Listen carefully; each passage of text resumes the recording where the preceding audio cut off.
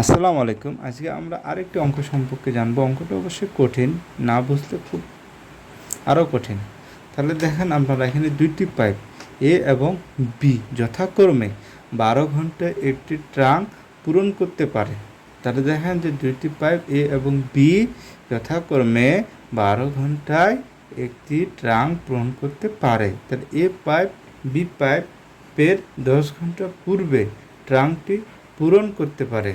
তাহলে তাহলে A pipe ও বি পাইপ 10 ঘন্টা পূর্বে ট্রাঙ্কটি কী করতে পারে, পূরণ করতে পারে। তাহলে বি পাইপ দ্বারা ট্রাঙ্কটির পূরণ করতে কত সময় লাগবে। তো আপনারা এখানে দেখেন, এ হচ্ছে 20 ঘন্টা, বি হচ্ছে 25 ঘন্টা, সি হচ্ছে 30 ঘন্টা, ডি হচ্ছে 35 ঘন্টা। তাহলে আপনারা দেখেন যে মনে করি এ পাইপ ট্রাঙ্কটিকে পূরণ করতে করে পি ঘন্টায় এবং বি পাইপটি ট্রাঙ্কটিকে পূরণ করে পি প্লাস 10 ঘন্টায়। তাহলে প্রশ্ন হতে 1/p প্লাস 1/p প্লাস 10 হচ্ছে 1/p প্লাস 10। তাহলে 1/p plus 10 is equal to 1/12।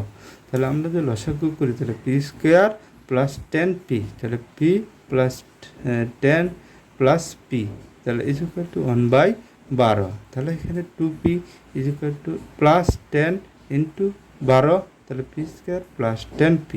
তাহলে আমরা যদি এখানে ক্যালকুলেশন করি P square 10p minus 14p minus 120 is equal to 0, তাহলে P square 14p minus 120 is equal to 0। তাহলে P square minus 20p plus 6p minus 120 is equal to 0। তাহলে P is equal to P minus 20 plus 6 is equal to 6 into P minus 20 is equal to 0। তাহলে P minus 20 P plus 6 is equal to 0, P is equal to 20।